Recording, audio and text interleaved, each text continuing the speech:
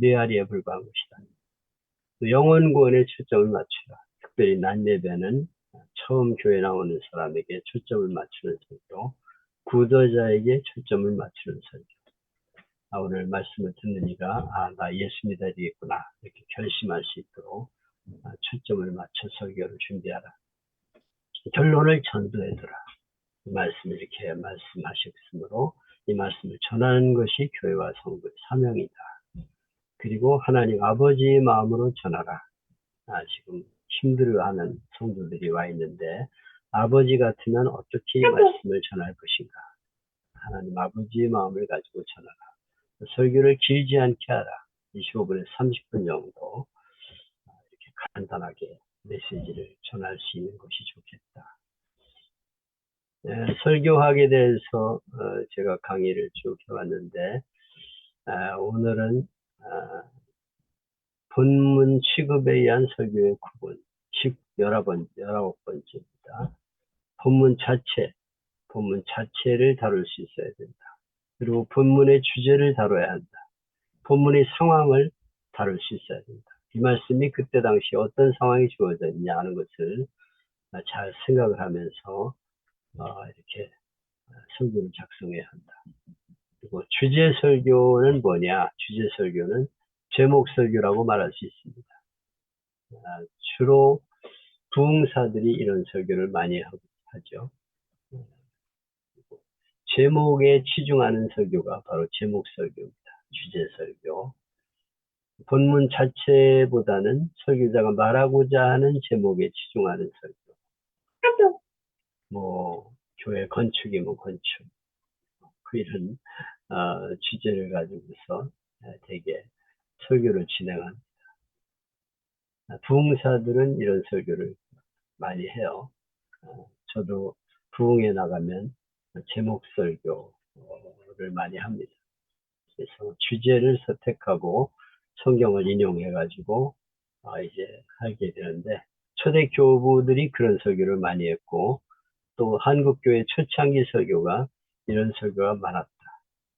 예를 들면 주님이 초청하시는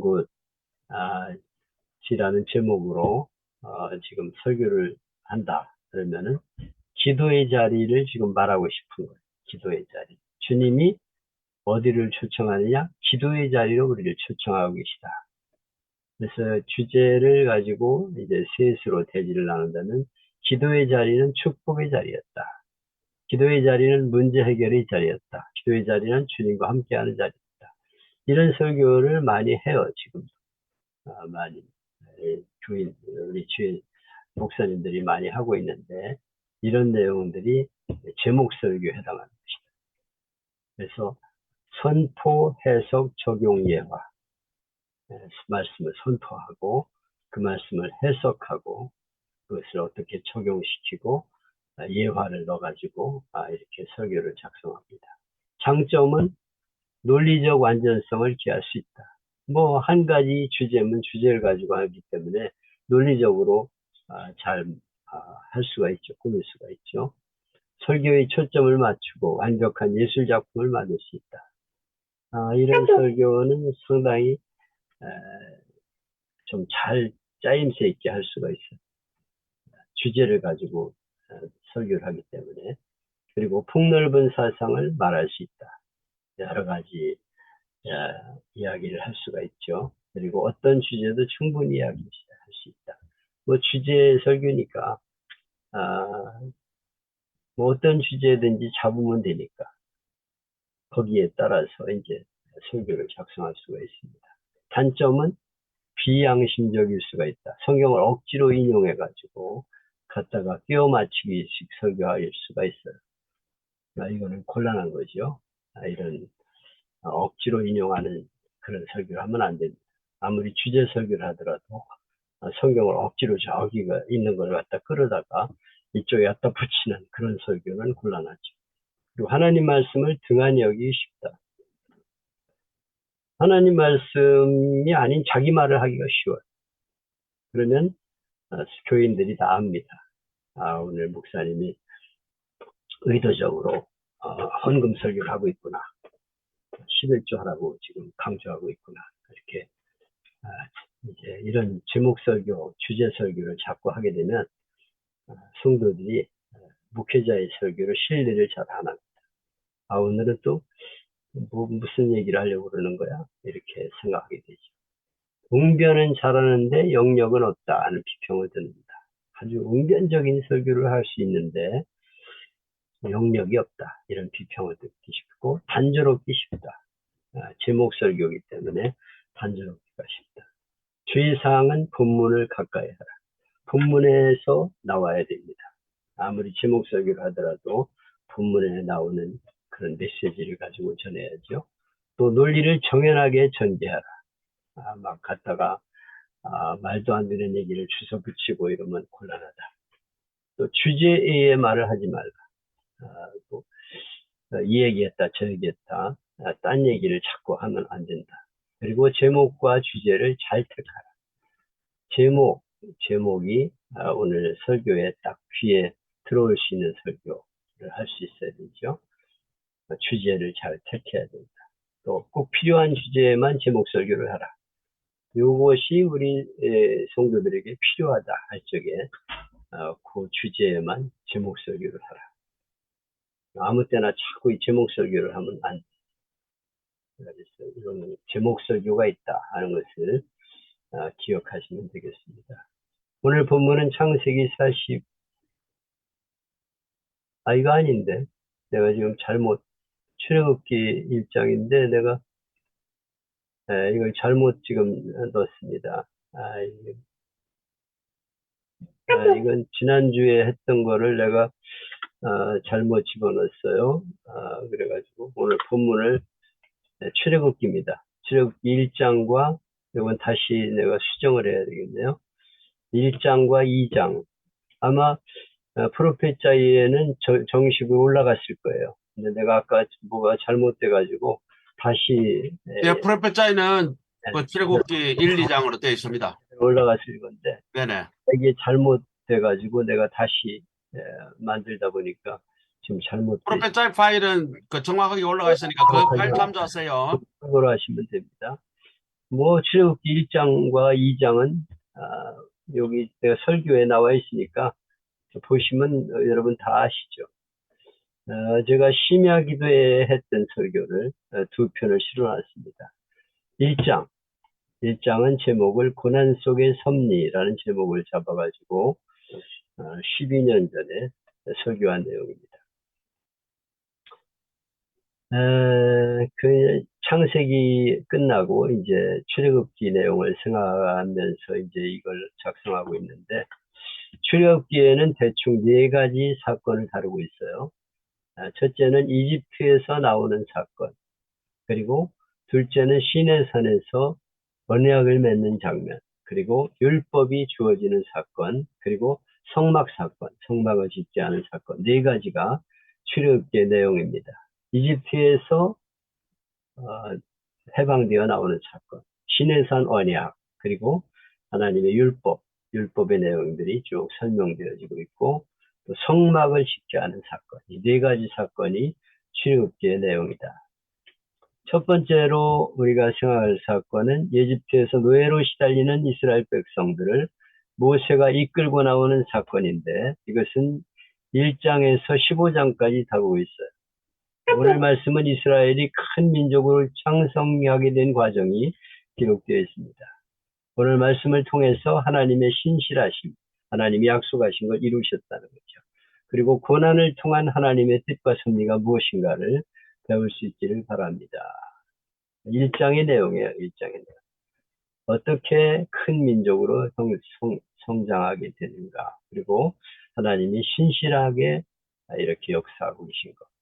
고난을 통한 하나님의 뜻과 섭리를 배울 수 있게 됩니다. 1절로 5절에 보면 야곱과 함께 내려간 가의 가족들의 내용입니다. 모두 70명이었다고 기록을 하고 있어요. 야곱이 그 가족을 거느리고 애굽으로 내려간 이유는 국무총리가 된 요셉 요청 때문이었죠.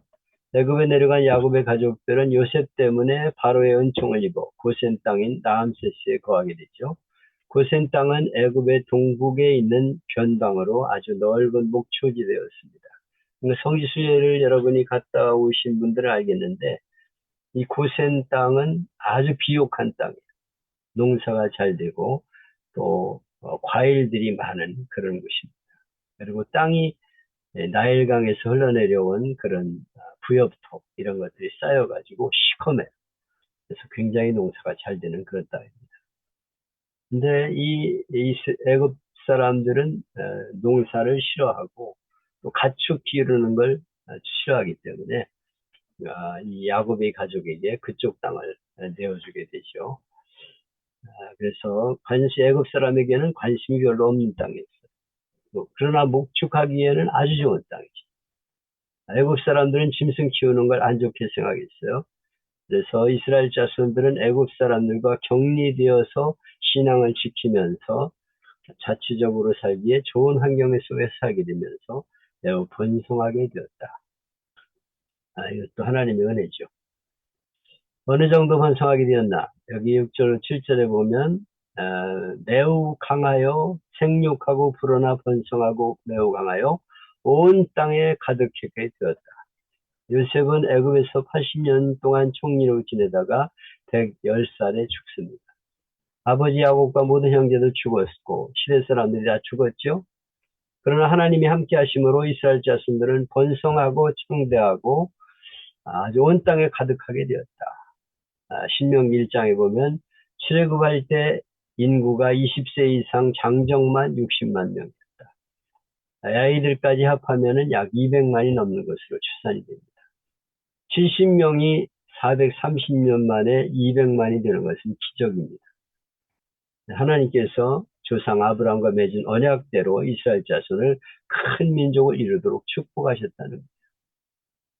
하나님이 이렇게 은혜를 주셔서 저들이 번성하게 되었다고 하나님이 약속하신 대로 되었다고 말씀하고 있습니다. 우리는 본문에서 하나님 백성, 하나님의 나라는 거창하게 시작된 것이 아니라 아주 미약하게 시작되었다는 것을 보아야 합니다. 여기 보면 같은 의미로 사용된 단어가 5번 나옵니다.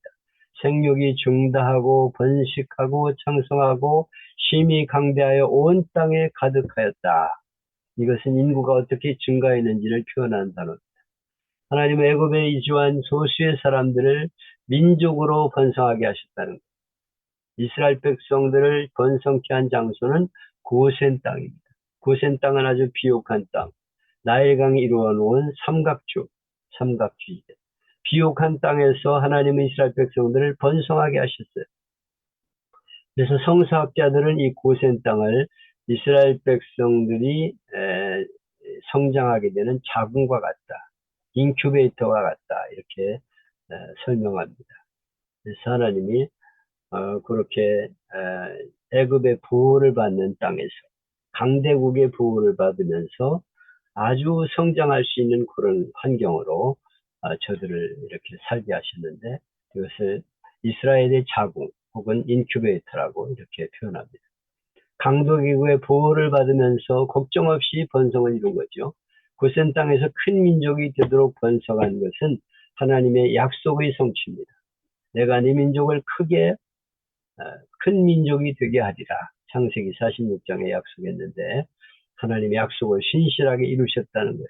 하나님은 약속하신 바를 그대로 이루시는 하나님이신 것을 보여주고 있습니다. 세계 역사상 어디에도 한 가족이 수백만 명의 대군이 되어 나온 예는 없어요. 이스라엘 백성의 증가는 하나님의 계획을 성취하는 하나의 과정입니다. 하나님이 원하시면 얼마든지 번창할 수 있어요. 하나님의 나라는 처음부터 크게 시작되지 않습니다. 처음에는 겨자씨처럼 작을 수 있어요. 형체도 잘 보이지 않을 정도로 작을 수 있습니다. 그러나 하나님이 함께 하시면 큰 민족이 될 수가 있습니다. 하나님 말씀은 반드시 성취됩니다. 우리가 여기서 분명히 구할 것은 하나님의 언약, 하나님의 말씀의 능력입니다. 아브라함에게 주셨던 하나님의 약속은 시간 지났다고 사라지는 게 아닙니다. 하나님의 약속대로 미약한 사람을 통해 이스라엘이라는 큰 민족을 만들어 나가셨어요. 예수님도 이 땅에 오셔서 12명의 제자를 세우는 일에 온 힘을 기울였죠. 보잘것없는 갈릴리 어부 출신들을 중심으로 12명의 사람들을 통해서 하나님 나라를 세우셨어요. 사람 생각에는 12명 아무것도 아니라고 생각하죠. 우스웠을 것입니다. 12명의 제자 중에 대학 출신도 없고 재벌도 없습니다. 특별한 뛰어난 사람도 없어요. 나 중요한 것은 12명의 사람이 아니에요. 갈릴리 어부들이라는 신분을 보아서도 안 됩니다. 중요한 것은 누가 그들을 세웠고 누가 그들과 함께 하느냐 하는 것이 중요합니다. 하나님이 함께 하시는 것이 중요합니다. 보십시오. 이스라엘 백성들이 미약한 사람으로부터 시작하여 큰 민족이 되었다는 것. 더군다나 하나님을 모르는 애굽 땅 가운데서 놀라운 번성을 이뤘다는 것은 우리에게 놀라운 소망을 줍니다. 하나님께서 한 번 약속하신 것은 환경과 관계없이 사람들이 생각과 관계없이 반드시 성취된다는 것을 믿어야 합니다. 그러므로 우리는 하나님 말씀을 붙잡아야 돼요. 하나님의 약속은 반드시 성취되기 때문입니다. 우리는 약속을 붙잡고 기도해야 돼요. 지금 우리가 아무리 보잘것없지만 하나님이 함께 하시면 얼마든지 우리 가정을 통해서 또 우리 교회를 통해 엄청난 역사를 이룰 수 있다는 것을 확실하게 믿어야 합니다. 그러면 하나님이 야곱의 후손들로 하여금 큰 민족을 이루게 하신 뜻이 무엇일까요? 당시 모든 민족들이 우상 숭배에 빠졌습니다. 영적인 무지와 교만에 빠져 있었어요. 그런 어두운 시대에 그들을 제사장 나라로 삼으시고 그들을 통해 온 천하를 구원하시는 것이 하나님의 뜻이었습니다. 이와 마찬가지로 우리가 받은 축복의 이면에는 하나님의 뜻이 있고 하나님의 기대가 있다는 것을 우리가 알아야 됩니다. 우리 가정에 하나님의 축복이 있었으니까 이것은 하나님의 기대하시는 바가 있다는 것을 기억해야 합니다. 우리가 병석에서 골골하다 건강해졌다면 하나님이 기대하시는 것이 있다는 것을 기억해야 합니다. 내가 가난하다가 안정되어 먹고 사는 게 걱정 없다면 이는 하나님이 내를 통해서 기대하는 게 있다는 것을 기억해야 합니다. 우연은 없어요. 우리가 받는 축복의 이면에는 반드시 하나님의 뜻하심과 목적이 있다는 것을 기억하고 내가 가지고 있는 축복을 가지고 하나님 무엇 때문에 내게 복을 주셨습니까? 이렇게 물어봐야 합니다. 왜 하나님 우리 가정에 복을 주셨습니까? 왜 내 건강에 축복을 주셨습니까? 왜 물질생활, 사회생활에 이런 축복을 주셨습니까? 겸손하고 진지한 자세로 하나님 앞에 기도하면서 받은 바 축복을 가지고 하나님의 영광을 위해서 살아가는 그런 우리가 되어야 합니다. 요셉을 알지 못하는 새 왕이 일어나 애굽을 다스렸다. 8절에 기록하고 있어요. 요셉은 애굽을 위해 훌륭한 일을 했죠. 국가 존망의 위기에서 애굽을 건져낸 사람이 요셉입니다. 요셉은 애굽에 밀어닥친 무서운 7년간의 대흉년을 극복할 수 있게 한 사람입니다. 근데 요셉을 알지 못하는 새 왕이란 요셉이 애굽에 끼친 업적을 인정하지 않은 새로운 왕조가 일어났다는 뜻이에요. 학자들은 애굽의 힉소스 왕조를 몰아내고 들어선 제18왕조를 가리킨다고 합니다. 그들은 그동안 이스라엘 자손들이 누리던 모든 특권을 박탈합니다. 근데 이 새 왕이 두려워한 점이 무엇입니까? 그러니까 애굽이 무너지고 새로운 왕조가 다른 새로운 사람들이 와서 나라를 다스리게 되었다는 거죠. 근데 무엇을 두려워했냐? 여기 보면 그가 그 백성에 이르되 이 백성 이스라엘 자손이 우리보다 많고 강하도다. 자 우리가 그들에 대하여 지혜롭게 하자. 두렵건대 그들이 더 많게 되면 전쟁이 일어날 때 우리 대적과 합하여 우리와 싸우고 이 땅에서 나갈까 하노라 하고 애굽 왕은 이스라엘 자손이 번성하는 걸 보고 위기의식을 느낍니다. 특히 이스라엘 자손들이 쫓겨난 힉소스 왕족과 합세해서 애굽을 대적할 것을 두려워했습니다. 그래서 그들은 묘책을 구하던 중 이스라엘 백성들을 노예로 삼아서 강제 노동을 시키고 괴롭혀서 번식을 억제하고 이스라엘의 수를 줄이려고 했습니다. 그때부터 이스라엘은 특권을 상실하고 노예로 전락하게 되었어요. 바로 왕은 이들 위해 감독을 세우고 국보성인 나암셋과 비돔을 건축하게 했습니다. 너무 힘들게 만들면 애들도 낳기가 힘들 것이다. 이렇게 생각했어요. 근데 중노동에 시달리며 괴로움을 당한 이스라엘은 어떻게 됐습니까? 10절로 14절에 보면 이스라엘은 학대를 받을수록 몸과 마음이 더욱 튼튼해졌다. 약만 치다가 힘든 운동을 하니까 몸이 더 건장해졌어요. 오히려 더 번성하게 되자 바로 왕은 당황합니다. 그래서 왕은 백성들에게 더욱 엄하게 일을 시킵니다. 괴롭게 했다는 말은 산산조각을 내다 부수다 하는 뜻으로 철저히 부려먹고 말 안 들으면 사정없이 죽일 만큼 잔인하게 학대했다는 뜻이에요. 당시 벽화 중에는 나체가 된 노예들이 땅에 엎드려 있고 가죽 채찍을 감독이 사정없이 내려치는 그림들이 있습니다. 그 그림 중에는 내 손에 채찍이 있다, 게으르지 말라 하는 문구가 적혀 있는 그림도 있습니다. 이를 보면 당시 애굽 왕이 얼마나 잔혹하게 이스라엘을 괴롭혔는지를 알 수가 있어요. 흙리기, 벽돌 굽기, 운하를 파고 댐을 건설하고 높은 곳으로 물을 퍼올려서 농장에 물대는 일도 노예들이 하는 일이었습니다. 고대 절대 군주들은 노예들을 엄청나게 이런 일에 동원했죠. 알렉산드리아 운하를 팔 때 동원된 인원이 15만 명이었는데 그중에 2만 명의 노예가 희생되었다고 합니다. 애굽의 그 거대한 피라미드 같은 것을 쌓을 때도 수많은 노예들이 목숨을 잃었습니다. 그러나 하나님이 함께 하실 때 이스라엘 백성은 점점 번성하고 자꾸만 들어갔어요. 우리가 본문에서 보아야 할 것은 하나님 백성들은 고난과 핍박 속에서도 결코 넘어지지 않은 사람들이었다는 것입니다. 하나님 백성들이 고난을 당할 수 있습니다. 그들은 애굽 땅에서 노예들이었습니다. 힘없이 고통 등의 삶을 산 사람들이에요. 바로 그들이 하나님 백성들이었습니다. 하나님의 백성들이 왜 이렇게 고통 속에 살게 되었을까요? 이스라엘은 300년 이상 애굽에서 살면서 약속의 땅에 대한 소망을 잃어버렸습니다. 세상에 안주하고 하나님을 의하지 않게 되었어요. 그래서 하나님께서는 요셉을 알지 못하는 새로운 왕을 통해서 이스라엘을 괴롭게 합니다. 그래서 더 이상 애굽에 머무르지 않고 약속의 땅으로 가라 이렇게 깨우치셨습니다. 무엇보다 하나님의 택한 백성으로 하나님을 의지하고 하나님께 부르짖게 함으로 거룩한 하나님 백성으로 삼고자 하셨습니다. 이런 박해를 통해 하나님을 경외하는 백성들끼리 합심하게 되고 민족의식과 동포애를 갖게 되었습니다.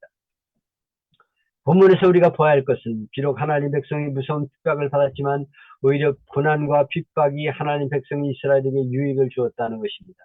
고난당하는 것을 좋아할 사람이 어디 있겠어요? 누구나 고통을 싫어합니다.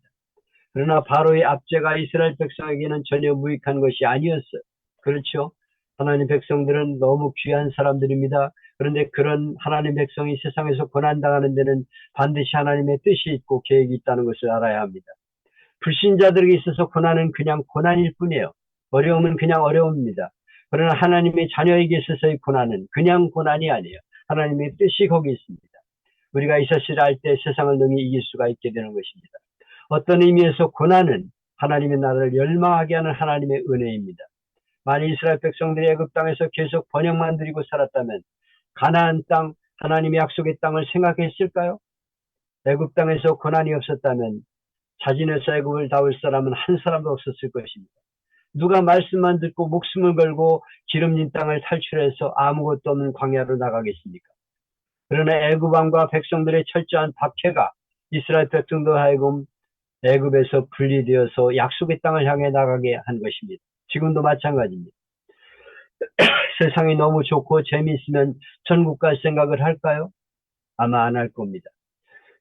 주님이 좀 늦게 재림했으면 좋겠고 되도록이면 좀 늦게 천국 가기를 원하겠지요. 우리가 세상을 즐기는 동안은 천국의 소망을 갖기가 어렵습니다. 그러나 내가 누리던 번영이 갑자기 고통으로 변하면 무슨 생각을 하게 될까요? 그때는 아마 주님 빨리 오십시오. 마라나타 주님 어서 오세요 말하게 될 것입니다. 세상의 고통 때문에 우리는 하늘나라의 소망을 갖게 됩니다. 가나안의 꿈이 회복될 수 있다는 것입니다. 약속의 땅을 바라보게 하는 계기는 고난 때문입니다. 그러므로 일부러 고통을 받을 필요는 없지만 우리 삶에 닥치는 고난을 통해서 하나님 우리로 하여금 하나님의 나라를 열망하게 한다는 사실을 알아야 합니다.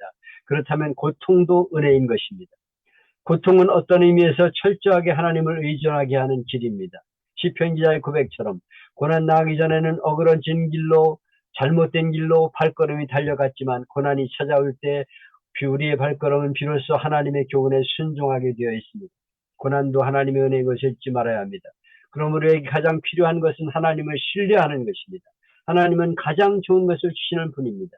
지금 고난당하는 것 같아도 하나님은 하나님 백성인 나에게 가장 좋은 것을 주신다는 사실을 기억하시기를 바랍니다. 탈무드에는 인생은 삶은 달걀과 같다 하는 말이 있어요. 이스라엘 백성들은 고통이 오거나 고통을 기념하는 날이면 삶은 달걀을 먹는다고 합니다. 더욱 인상 깊은 것은 그들의 결혼식에도 종종 삶은 달걀이 등장한다는 것입니다. 이유는 이렇습니다. 모든 음식물은 대개 뜨거운 불 위에서 끓으면 끓을수록 액체로 변하는데 달걀만은 끓으면 끓을수록 단단해집니다. 그래서 그들은 고통스러운 날이면 삶은 달걀을 먹으면서 자신의 삶에 용기와 힘과 소망을 얻는다는 것입니다. 어렵고 힘든 일이 생기면 삶은 달걀을 삶아 드십시오. 그러면서 마음으로 달걀은 삶을수록 강해지듯 나를 어려운 일을 당해 더 강하게 된다. 이렇게 다짐하십시오. 결혼식에서도 달걀을 삶아 나눠주면서 우리가 살다 어려운 일을 당할 때 달걀처럼 더 강해질 것이다 하는 것을 교훈으로 삼아야 합니다.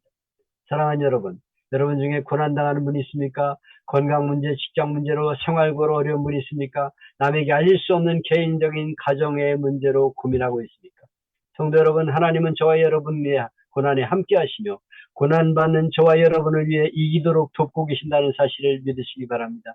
하나님의 자녀, 하나님 백성은 절대로 망하는 법이 없습니다. 이런 사실을 굳게 믿고 환난을 만나거나 역경을 만나거나 사방에 우겨싸임을 당하거나 답답한 일을 당하거나 핍박을 받거나 곡부림을 당하여도 한겨울의 송죽과 같이 언제나 하나님의 아들, 딸의 위치를 늠름하게 과시하는 성도가 되기를 바랍니다. 15절로 22절은 이제 애굽왕이 히브리 산파 시브라와 부하라는 사람에게 지시하는 내용입니다. 이스라엘 백성들에게 중노동을 시켜 번성을 막으려는 계획이 실패하자 바로는 두 번째 계략을 사용합니다. 히브리 산파들에게 은밀히 명령을 내려 이스라엘 여인들이 아기를 낳을 때 지켜보다가 아들을 낳으면 죽이라 명령을 내렸습니다. 그러나 이 바로의 계획도 산파들의 믿음 때문에 실패합니다. 두 산파인 시브라와 부하는 바로 왕보다 하나님을 더 두려워했습니다. 그래서 아기를 죽이지 않고 도리어 살립니다. 하나님은 히브리 산파들에게 지혜를 주어서 히브리 여인들은 다 건강해서 산파가 가기도 전에 이미 아기를 낳아버린다고 지혜롭게 대답하게 합니다. 그들은 하나님의 백성들 편에 서서 하나님의 백성들을 도왔습니다. 보십시오. 어떤 음모도 하나님의 계획을 막을 수가 없습니다. 하나님의 히브리 산파들을 통해 하나님의 일을 계속하셨습니다. 바로왕이 어떤 음모를 꾸며 하나님의 백성이 상륙하고 번성하고 강대해지는 것을 막을 수가 없었습니다. 이렇게 되자 바로왕은 직접적으로 남자아이를 살해하는 방법을 씁니다. 이 성청책을 씁니다. 22절에 그러므로 바로가 모든 신민에게 명하여 가로되 남자가 나거든 너희는 그를 하수에 던지고 여자의 그는 살리라 하였더라. 이제 모든 신하와 백성들을 하여금 이스라엘 백성들을 감시하게 하고 그들을 조사하게 해서 태어난 아이가 남자면 죽이라 명령한 것입니다.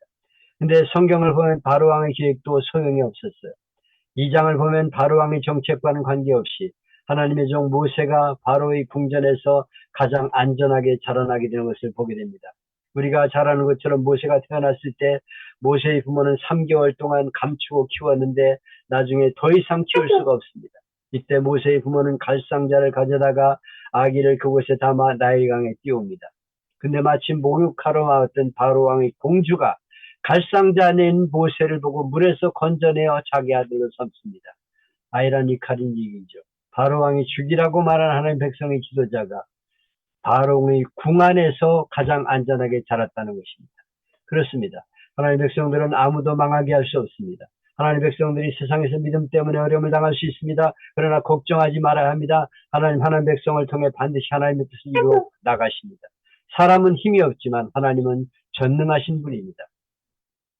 왕의 명령을 받은 히브리 산파 시브라와 부라는 심각한 고민에 빠졌습니다. 왕의 명령을 거역하고 나마를 살려두자니 목숨은 물론 가족들의 목숨까지 빼앗을 것이 뻔했기 때문입니다.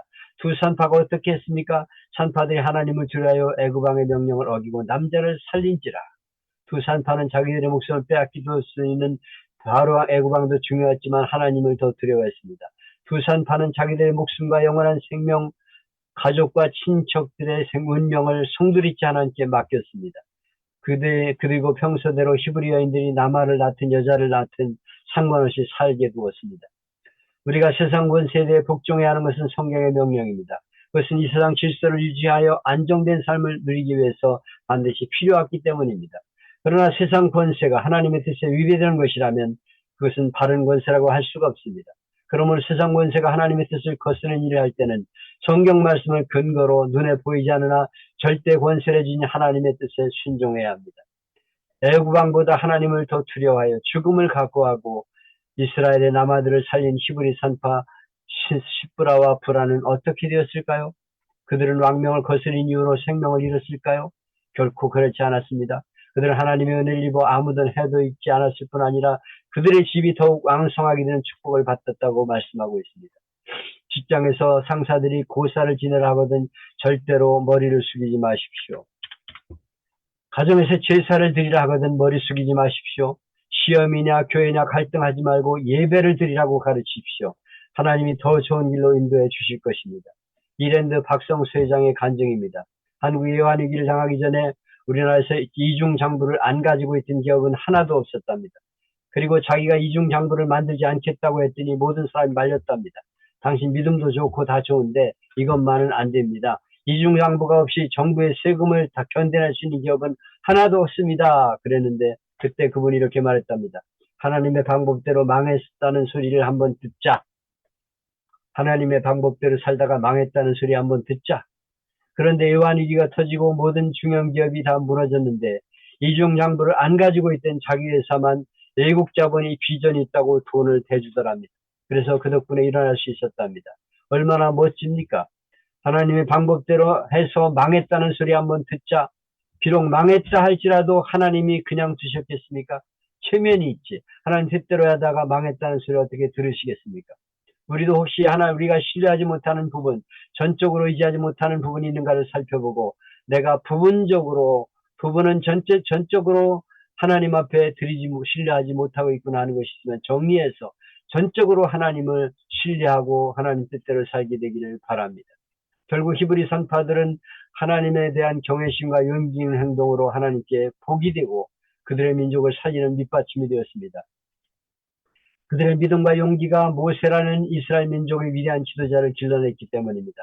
만일 히브리 선파들이 하나님보다 애굽왕과 죽음을 더 대우하며 왕의 지시를 따랐더라면 이스라엘 민족은 영원히 불행하게 됐을 것이고 선파들은 하나님의 진노를 피하지 못했을 것입니다. 사람보다 하나님을 더 두려워한 선파들의 용기 있는 믿음이 그들 자신에게는 복이 되었고 나가서 민족을 살렸습니다. 결국 믿음의 사람은 이 세상의 주관자이신 여호와 하나님을 경외하고 명령을 따름으로써 이웃사람과 나라와 민족에 이익을 줄 수 있는 사람인 것을 알아야 합니다. 오늘 우리에게도 하나님의 눈과 사람의 눈, 하나님의 뜻과 사람의 뜻 사이에서 중요한 결단을 해야 합니다. 사람의 뜻보다 하나님의 뜻을 선택할 수 있기를 바랍니다. 그래서 히브리와 산파들, 히브리 시프라와 부하처럼 하나님의 놀라운 축복을 받게 되기를 축복합니다. 2장 갈대상자, 요거를 내는 갈대 상자 속의 아기, 그런 제목으로 하기도 했어요. 갈대상자.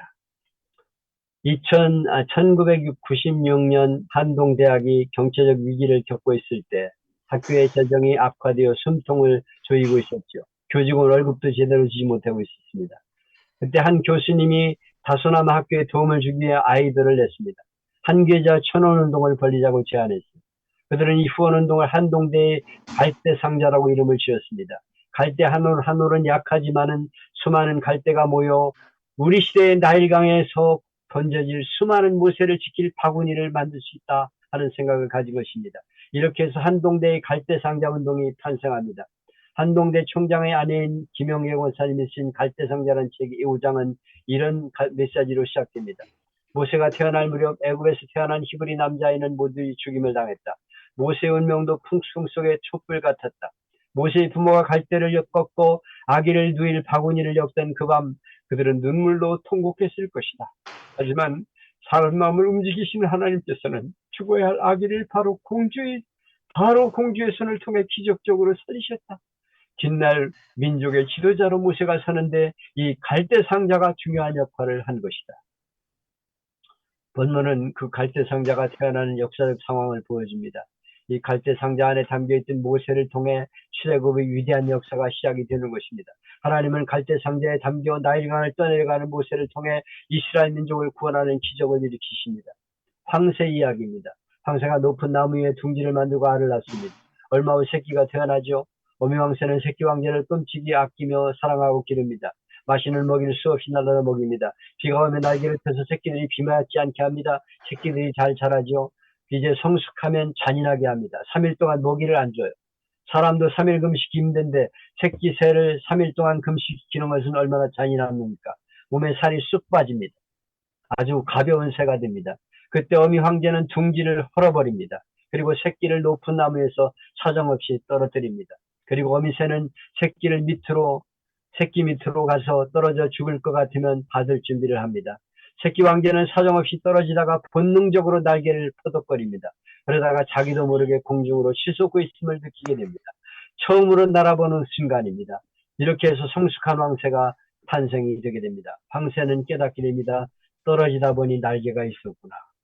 성경에 있는 사람들도 마찬가지입니다. 낭떠러지로 떨어진 것 같은데 사실은 날개가 있습니다. 인정사정 없이 떨어진 것 같은데 하나님은 하늘로 치실 수 있는 날개를 주셨음을 알아야 합니다. 요셉을 들여다봅니다. 감옥에 가는 것 같은데 하나님이 동행하심으로 꿈을 해몽할 수 있는 날개가 있었습니다. 꿈 해몽의 날개로 그는 애국에서 국무총리로 날아올 수가 있었습니다. 모세의 이야기로 들어갑니다. 하나님은 아브라함을 택하셨습니다. 아브라함이 이삭을 낳고 이삭이 야곱을 낳았습니다. 야곱의 가족이 70명이 됐을 때 애굽으로 들어가 400년 만에 200만 명의 인구가 늘어납니다. 기하급수적인 인구 증가입니다. 하나님이 하늘의 별과 같이 바다의 모래와 같이 번성시켜주겠다고 약속한 말씀이 그대로 이루어집니다. 성경의 긴 이야기가 미드라시에 나오는 이야기입니다. 출애굽기에 미드라시를 보면 재밌는 얘기가 등장합니다. 이스라엘 여자들이 얼마나 아기를 잘 낳는지 나일강가에서 두 팔을 벌리고 산소만 마셔도 아기를 낳았다. 내국왕 바로는 불안했습니다. 자기들의 인구 번성을 앞지르고 있었기 때문에 두 가지 염려를 합니다. 이들이 우리를 지배하게 되면 우리는 어떡할까? 둘째로 다른 민족이 애굽에 쳐들어오면 그때를 틈타 이스라엘 백성이 그들과 합세해서 자기들의 적이 될지 모른다는 불안이었습니다. 그래서 지혜롭게 대처하게 하는 것이 좋겠다는 생각을 하게 됩니다. 바로는 대책을 세웁니다. 인구 억제 정책, 아들 낳으면 죽이라. 부모는 아이를 아예 가지도 못하고 같이 지낼 시간이 없도록 엄청난 노역을 시킵니다. 그리고 학대했습니다. 그것도 실패하자 명령을 내려서 모든 신민에게 명하여 가르쳐 남자가 나거든 그를 하수에 던지고 해적을 살리라 하였다. 그 절박한 상황에서 모세가 태어났습니다. 바로는 남자아이를 낳으면 나일강에 던지라고 명령했습니다. 이 고센 땅에서 가까운 강이 나일강인데 지중해로 들어가는 세계에서 가장 긴 강으로 애굽을 남북으로 관통하면 26,000리에 이릅니다. 6,690km, 26,000리에 이르는 어마어마한 강입니다. 그 엄청난 강에 띄워진 한 개의 갈대 상자. 그것은 얼마나 가련하고 보잘것없는 모습입니까? 근데 하나님은 이 갈대 상자를 통해 엄청난 역사를 이루십니다. 출애굽기 2장이 열리며 등장하는 부부는 바로 모세의 부모였습니다. 이런 상황에서 본문 2절만 보면 모세의 부모는 단순히 그 아기가 잘생겨서 그를 양육한 것처럼 보일 수 있습니다. 그러나 이 말씀을 사도행 제7장과 비교해보면 모세의 부모에게 신앙적인 동기가 있었음을 추정할 수 있습니다. 그때 모세가 낳는데 하나님 보시기에 아름다운지라 그의 아버지 집에 석 달을 기르더니 여기 하나님 보시기에 아름다운 아기였다고 하는 것을 주목해야 합니다. 단순히 잘생김을 보고 가족의 목숨을 걸 수는 없지 않습니까? 히브리서 기자는 이 대목에서 모세가 부모의 믿음을 통해서 이렇게 되었다는 것을 말하고 있습니다. 히브리서 11장 23절에 보면 믿음으로 모세가 태어났을 때 그 부모가 아름다운 아이임을 보고 석 달 동안 숨겨 왕의 명령을 무서워 아니하였으며 여기 히브리서 11장 믿음의 영들의 리스트에 모세의 부모가 들어가 있습니다. 모세의 부모는 아기가 하나님의 뜻 가운데 태어난 것을 확신했고 그들은 어떤 희생을 치르고서라도 이 아기를 길러내기로 결단하는 것입니다. 이 아기가 섭리 아들임을 확신한 것입니다. 여러분 자녀들이 하나님의 섭리 가운데 태어난 것을 확신합니까? 그렇다면 무엇보다 믿음으로 여러분의 자녀를 길러야 합니다. 믿음으로 기른다는 것은 무엇을 말합니까? 말씀과 기도로 길러야 합니다. 날마다 말씀의 젖을 먹이십시오. 믿음은 들음의 사람의 들음은 그리스도의 말씀으로 말미암는다고 말하지 않습니까? 날마다 말씀을 들려주고 말씀을 기억하게 하십시오. 그리고 날마다 순간마다 기도로 아이를 축복하십시오. 기도 속에 아이가 자라게 하십시오. 그래서 우리도 우리 아이들을 믿음으로 길렀다고 고백할 수 있어야 합니다. 축기에 대한 믿음, 이것이 자녀의 양육의 유일한 기초가 되게 하십시오. 드디어 아기 모세를 숨기기 어려운 시기가 왔습니다. 아기 울음소리도 커지고 이제는 별 수 없이 나일강에 아기를 던질 수밖에 없게 되었습니다. 그러나 모세의 부모는 이 순간 이 자리에서의 최선이 무언가를 생각합니다. 그때 하나님 주신 아이디어가 갈대 상자였습니다. 3절에 보면 왜 역청과 나머지는 칠했을까요? 갈대 상자를 물에서 보호하기 위한 방수 역할을 위해서였습니다. 최선을 다한 겁니다. 우리는 흔히 무슨 일을 시도하다가 뜻대로 안 될 때 이제는 믿음으로 맡길 수밖에 없다고 말합니다. 맡긴다는 것은 무엇을 말합니까? 아무것도 안 하는 것일까요? 아닙니다. 믿음은 믿기 때문에 아무것도 안 하는 것이 아니라 믿기 때문에 그 상황에 설 수 있는 최선을 다하는 것입니다. 모세는 이스라엘 여자들이 아기를 잉태하게 되면 하나님 딸 낳게 해주시옵소서라고 기도하던 때에 태어났습니다. 그때 태어난 남자아이는 다 죽었습니다. 그러나 그때 태어난 남자아이 중에 유독 모세만 살았습니다. 사실은 그 상황에서 모세만 살았다는 그 자체만으로 기적입니다. 모세가 죽음으로 떨어지는 순간 하나님께서 날개를 달아주신 것입니다. 떨어지다 보니 날개가 있었습니다. 기도의 날개입니다. 석 달 동안 모세 어머니는 생명을 걸고 모세를 길렀습니다. 만일 아들을 죽이지 않고 몰래 기른 것이 발각되면 모세의 부모도 가짜없이 죽을 운명이었습니다. 모세를 더 이상 집안에 기를 수가 없어 나일강 갈대산에 두고 미리암 모세를 지켜보고 멀리 서 있었습니다. 그때 어머니는 무엇을 하고 있었을까요? 여러분 영화 감독이라면 이때 어머니 모습을 어떻게 각색하겠습니까? 그때 어머니나 미리암은 틀림없이 하나님께 기도하였을 것입니다. 성경에 기도했다는 말 한마디도 없습니다. 그러나 하나님께 간절히 기도하며 행동했을 것입니다. 간절히 기도한다는 말은 간이 저리도록 기도한다는 뜻입니다. 아무리 낭떠러지로 떨어진 순간이라도 기도의 날개가 있음을 잊지 말아야 합니다. 하나님께서 우리에게 주신 가장 큰 영적 무기는 바로 기도입니다. 기도하라고 하신 하나님은 응답하겠다고 약속하셨습니다. 눈을 만드신 자가 보실 것이며 귀를 만드신 자가 들으신다, 응답하신다고 약속하셨습니다. 만일 대통령이 내게 나타나 명함을 주면서 필요한 건 뭐든지 들어줄 테니 전화 연락하라면 무슨 문제가 생겨도 걱정할 필요가 없죠. 하나님은 영적인 무기로 기도라는 것을 우리에게 주셨습니다. 떨어지는 순간에도 기도의 날개가 있음을 기억해야 합니다. 갈보리 교회 김옥희 집사님의 간증입니다. 남편 사업이 힘들었습니다. 아내 집사님이 하나님은 밤낮 돈 꾸어다 대는 일이었어요. 그날도 은행문이 닫히기 전에 1,000만 원을 막아야 부도가 나지 않게 됐습니다. 여기저기 돈을 꾸어다녔지만 돈을 구하기 힘들었습니다. 은행문이 닫히기까지 돈을 막지 못했습니다. 신용불량이 되는 순간이었습니다. 그는 허탈했습니다. 떨어지면서 그는 기도가 생각났습니다. 집으로 가지 않고 교회로 왔습니다. 엎드려 기도를 시작했습니다. 허탈한 마음에 엎드려 흐느끼며 기도하다 잠이 들었습니다. 푹 잠이 들었어요. 집에서는 찾느라고 야단났습니다. 핸드폰도 꺼놓기 잡기 때문입니다. 눈은 눈물로 퉁퉁 부어 있었습니다. 집에 오니 은행에서 전화가 왔어요. 김옥희님이시죠? 네. 큰일 났습니다. 오늘 은행에 1,000만 원 저금하지 않았죠? 네, 우리 직원이 잘못해서 1,000만 원 부도를 막은 것으로 입력을 시켰습니다. 이미 전산 작업이 끝났기 때문에 어쩔 수 없습니다. 1,000만 원을 가지고 오시는 일밖에 없습니다. 돈이 없는데요. 언제까지 가지고 올 수 있어요? 며칠만 여유주시면 갚겠습니다. 이튿날 은행 직원들은 자기들의 돈을 모아서 임시로 1,000만 원을 막았습니다. 며칠 후에 1,000만 원을 입금시켰어요. 기도는 응답입니다. 떨어지다 보면 날개가 있습니다. 기도의 날개. 기도의 날개가 있으니 우리는 낙심하지 말아야 합니다. 그들이 최선을 다하고 다음 어떻게 했습니까? 주님의 이르심과 도우심을 기다렸습니다. 그의 누이가 어떻게 되는지를 알려고 멀리 있었더니 바로 이것이 믿음의 기다림입니다. 결과가 어떻게 되었습니까? 바로의 딸이 목욕하러 나일강으로 내려왔다 그랬어요. 아니 바로의 땅 공주가 목욕할 곳이 없어 나일강으로 직접 나옵니까? 그것이 우연입니까? 아니 그 어마어마한 그 나일강의 길이 중에서 왜 하필 그 자리에 옵니까? 거기서 그는 갈대 상자를 발견하게 됩니다. 우연일까요? 상자를 여는 순간 히브리아임을 알게 됩니다. 재수 없게 히브리아 기록은 이렇게 반응할 수 있지 않습니까? 근데 상자가 열리는 순간 아기가 울어댑니다. 한 성서학자는 이렇게 말합니다. 상자가 열리는 순간 아기의 울음소리는 잠자던 공주의 모성애의 본능을 흔들어 깨운 것이다. 이 아기의 울음소리가 우연이었을까요? 미리암이 숨어 있다가 유머라면서 모세 어머니를 소개해 주었습니다. 공주는 길러주면 삭슬 주겠다고 약속합니다. 매달 양육비를 내려보냈습니다. 웬일입니까? 살린 것마도 감지덕지 않게 궁중으로부터 돈을 받습니다. 꼭 먹고 알 먹고 도랑치고 가져잡고 마당 쓸고 돈을 주었습니다. 아니 공주가 유모 하나 구하지 못하겠습니까? 그러나 공주는 순순히 그렇게 하라고 말합니다. 이것이 우연일까요? 믿음으로 최선을 다한 모세의 부모의 믿음에 대한 하늘의 응답이고 상급입니다. 이건 아마 바로 왕이 이 딸 공주는 얘 엄마구나 하는 걸 알았을 거예요. 모세는 바로의 공주를 만나 형통이 시작되었습니다. 이스라엘 백성들은 모두 다 노예 생활할 때 모세는 궁중에서 애굽의 학문을 40년 동안 익힌 형통이 시작되었습니다. 하나님이 함께하는 사람에게는 떨어지는 것이 형통의 길이 되는 것입니다. 하나님 모세를 만드시기 위해 세 여자를 사용하십니다. 본문에 등장하는 세 여자는 모세를 모세되게 한 아름다운 여자들입니다. 첫 여자는 어머니 요게벳. 성경은 말합니다. 그 여자가 잉태하여 아들을 낳아 그 준사함을 보고 그를 석 달을 숨겼더니 여기 생명을 걸고 모세를 죽이지 않고 석 달을 길렀습니다. 살얼음판 같은 시간이었습니다.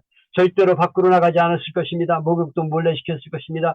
딸을 낳았다고 아름다운 거짓말하느라고 혼났을 것입니다. 모세를 하나님은 사랑하셔서 죽음으로 떨어진 순간 요괴것을 사용하셨습니다.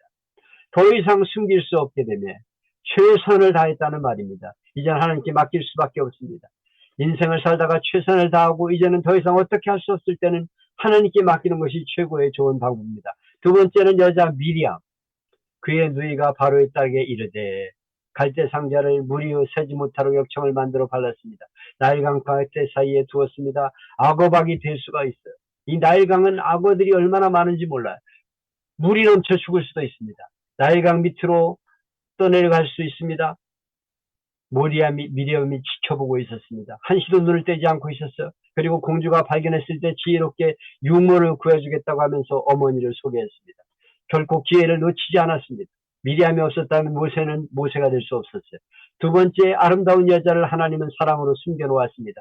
모세는 두 번째 죽을 낭떠러리에 떨어지면서 미리암이 사랑의 날개를 단 것입니다. 세 번째 여자는 공주입니다. 공주가 목욕을 하다 나일강에 나왔습니다. 모세가 누워있는 갈대 상자를 보았습니다. 여러분이 모세였어요. 그가 그를 불쌍히 여겨 이르되 이는 히브리 사람의 아기로다. 히브리 여자가 몰래 길다 버린 것이 분명함을 알았습니다. 그러나 하나님께서는 공주에게 불쌍한 마음을 주셨어요. 그는 말합니다. 이는 히브리 사람의 아기로다. 분명히 죽여야 할 아기임을 알았다는 것입니다. 아버지 뜻이 무엇인가를 잘 아는 딸입니다. 근데 아버지 뜻을 어기면서 아버지 집에서 길렀습니다. 하나님은 하나님이 사랑하는 자를 어떻게든지 보호해준다는 뚜렷한 증거입니다. 하나님은 낭떠러지로 떨어지는 사람에게 사랑의 날개를 달아주셨습니다. 이 세 여자가 아니었으면 모세는 모세다울 수가 없습니다. 하나님은 떨어지는 사람에게 사람을 통해 사랑의 날개를 달아주시는 분이십니다. 어느 목사님이 서울에 가서 전도를 제일 많이 했다는 분을 만났습니다. 어떻게 예수를 믿게 되었습니까? 누가 전도했습니까? 그랬더니 저는 원래 기독교인이 아니었습니다. 저는 어릴 때부터 한문을 공부해서 역학을 풀고 사람들 사주보고 팔자 말해주는 일을 했습니다. 그래서 커서 불교대학에 들어가 사람의 운명을 보는 책을 만들려고 앙케이트 조사를 위해 사람들을 만나 사주를 봐줬는데 가는 집마다 날짜와 시간을 대고 이름을 대면 대부분 맞았습니다. 근데 안 맞는 집들이 있었어요. 그 집의 이름이 잘못되었나 해서 밖에 나와 문패를 보면 그 집이 틀림이 없습니다. 근데 사주가 안 맞는 집인 문패 옆에 교회 다니는 성도의 집이라는 교패가 붙어 있었습니다. 여러 집을 다니 조사해 봤는데 교회 다니는 집은 팔자가 완전히 바뀐다는 것을 알았습니다. 그래서 이분은 누가 전도도 하지 않았지만 하나님이 두려워지기 시작했습니다. 하나님은 운명을 바꾸는 분이시구나. 예수를 믿으면 죽을 사람이 죽지 않고 어려움을 당하지 않는구나. 그래서 그분은 자기 스스로 교회 나가 예수를 믿었다고 고백했습니다. 그런데 무엇이 문제냐면 그동안 단골손님들이 계속 찾아오는 게 문제입니다. 그래서 전보는 책 대신 성경책을 갖다 놓고 사람들이 오면 무슨 일 때문에 왔습니까? 물어보면 여러 가지 대답할 일을 얘기합니다. 그분은 말하기를 내가 이 책을 보니까 당신은 교회 나가야 문제가 해결될 것 같습니다. 불행하다고 말한 사람에게 내가 당신을 보니 예수를 믿는 팔자를 고칠 팔자니 교회 나가세요. 이렇게 했다는 것입니다. 예수 믿는 사람이 전도할 때는 안 믿더니 전보는 사람이 교회 가라니까 다 믿더라는 거예요. 그래서 이분이 그렇게 많은 사람을 교회로 인도했다고 했습니다. 예수를 믿는 것은 인간의 운명을 주장하신 하나님의 손에 있어서 하나님이 인생을 주관하게 되시는 것을 믿는 것입니다. 모세의 생애를 보면서 하나님께 모세를 해서 하나님 모세를 움직이고 연단하셔서 이끄셔서 마침내 하나님의 사용하도 끝까지 하나님이 함께 하셨다는 것을 알게 됩니다. 우리 인생에 좋은 일도 있을 수 있습니다. 괴로운 일도 일어날 수 있습니다. 부유할 수도 있고 가난할 수도 있습니다. 우리가 어떨 때는 앞이 환히 열릴 때도 있고 앞이 캄캄할 때도 있습니다. 즐거울 때가 있으면 외로울 때가 있습니다. 기쁠 때가 있으면 슬플 때가 있어요. 이 모든 과정은 하나님의 손 안에 있어서 전능하신 하나님의 손에 움직인다는 것을 믿는 것이 신앙입니다. 여러분, 오늘 여러분의 삶이 어렵고 힘듭니까? 도저히 헤어나올 수 없는 어려운 상황에 놓여 있습니까? 나일강을 떠내려가는 갈대 상자를 기억하십시오. 모세가 갈대 상자에서 떠내려갈 때도 함께 하신 하나님이 여러분과 오늘 함께 하십니다. 하나님 믿음으로 사는 여러분의 앞길 인도하시고 반드시 축복으로 인도하실 것을 믿으시길 바랍니다.